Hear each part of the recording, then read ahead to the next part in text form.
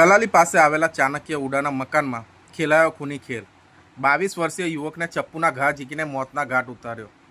નમસ્કાર દર્શક મિત્રો, શિખર ભારત ન્યૂઝમાં આપનું સ્વાગત છે। વાત કરીએ સમાચારમાં તો વડોદરા શહેરના છેવાડે આવેલા કલાલી ચાણક્ય ઉડાનામાં રહેતા 22 વર્ષીય પવન ઠાકોરને 4 અસામાજિક તત્વોએ ચપ્પુના ઘા ઝીકી મોતના ઘાટ ઉતાર્યો। ઉપરોક્ત બનાવની વિગત એવી છે કે ઉડાના મકાનમાં લગ્ન પ્રસંગે ડીજે વાગતું હતું અને લગ્નમાં લોકોને નશો કરીને ગમે તેમ ગારો બોલતા હતા। તે સમયે પોલીસને 100 નંબર પર વર્દી આપી ડીજે બંધ કરવાનું જણાવ્યું હતું। ત્યારબાદ પોલીસ આવીને ડીજે બંધ કરાવીને જતી રહી હતી। ત્યારે પવન ઠાકોર અને તેના બહેન ત્યાંથી એના ઘર પાસે બેઠા હતા। એટલામાં વરરાજા પ્રકાશ ચૌહાણ અને તેના માતા પવન પાસે આવીને તુએ પોલીસને બોલાવીને ડીજે કેમ બંધ કરાયું એવું કહીને મારવાનું ચાલુ કર્યું હતું। ત્યારબાદ પવનને છોડવા માટે તેની બહેન પણ વચ્ચે પડી હતી। મામલો વધારે બગડતા વરરાજે પ્રકાશ ચૌહાણ તેમજ તેનો ભાઈ અજય ચૌહાણ તેમજ તેઓના 2 અન્ય મિત્ર આવી જતા પવનને ઢોર મારતા હતા। તે સમય દરમિયાન વરરાજા પ્રકાશે પોતાના લગ્નની કટારી વડે પવન પર પેટના ભાગે તેમજ માથાના અને ગળાના ભાગે ઉપરા છપરી ઘા કર્યા હતા।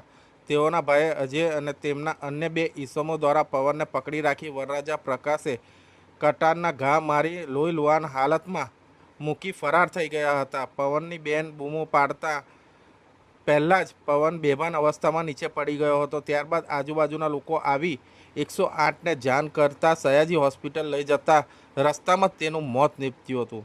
અટલાદરા પોલીસની સમગ્ર ઘટનાને જાણ થતાં પીઆઈ સહિતનો ફાફલો ઘટના સ્થળે દોડી આવી તપાસ હાથ ધરી હતી। તમામ આરોપીને ઝડપી પાડવાના ચક્રો ગતિમાન કર્યા હતા।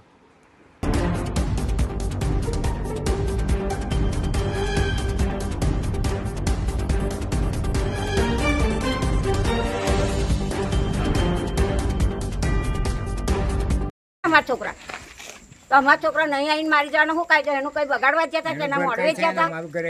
એનું ઘર છે, આ ફ્લેટ એનો છે અને ત્રીજે મારે છોકરો ત્રીજે મારે ગરમીમાં તો ઉતરીને અહીંયા ગાડી પર તો બેહે નહીં, એની ગાડીઓ છે તઈ તમારા છોકરો અહીં બેઠો તો કઈથી આવીને મારવાની શું જરૂર એને?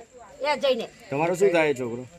હે તમારો શું થાય છોકરો? દાદી થવું એની હું મારા છોકરો એને મારા છોકરા એને છોકરાને બાપ નહીં મારે અને મારા આટલી હવે વિધવા જવાન જે છોકરાને માર્યો એનું નામ શું છે? પવન છે એનું નામ।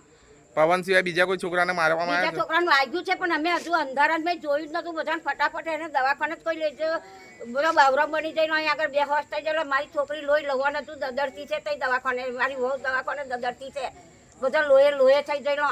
કોઈ તો કશું અમને ભણ જ નહીં રહ્યું। અહીંયા બેન પરિવાર સાથે કેટલા લોકો?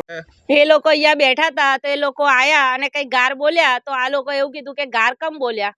કે અમે તમને મારીશું, કે મને મારતા ના, તો અમે એને પ્રેમથી લઈ જતા હતા પણ પેલા લોકો આયા તલવાર લઈને અને એને ચપ્પુ કે તલવાર માર્યું તો લોહી લહન થઈ ગયો ને ઊંઘી ગયો। કેટલા જણે માર્યું?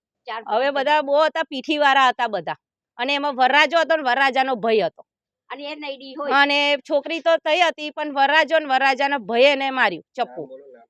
નામ તો મને નહીં ખબર। રાહુલ નામ એનું। રાહુલ નહીં, છોકરી કોણ હતી? છોકરી એવું નહીં, જે આ જાન છે ને એનું નામ શું છે નામ મને ખબર નહીં, પકો નામ છે એનું, પકો। અજય હા, એના ભયે ચપ્પુ માર્યું એને। અગાઉ પણ એની કઈ દુશ્મની હતી એવું કહેવામાં આવે? એવું કઈ દુશ્મની તો મને નહીં ખબર। અત્યારે કઈ રીતે એ ઝઘડો અજયનો થયો? ભાઈ। ડાયરેક્ટ કઈ રીતે આયા? હવે એ અહીં બેઠા હતા, એમનું ઘર છે તો બેહે, આનું ઘર તો અહીં એ છે। લોકો કઈ રીતે આયા? તો એ લોકો કઈ ગાર બોલ્યા હશે। સામેવાળા ગાળ બોલ્યા? હા, સામેવાળા એ કઈ લોકો ગાર પછી બોલ્યા। અહીંયા આવ્યા? હા, કેટલા જણ હતા મારવામાં? બધું બહુ હતું, આખું ટોરું, અને બૈરોએ તો અમારા ઘરના ને માર્યા હોય, લાફા અને પથરા માર્યા એમના તઈના બૈરોએ બધા।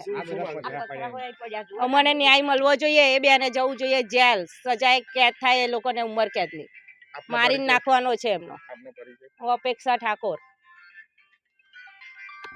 શું ઘટના બની છે ને કઈ જગ્યા પર બની છે?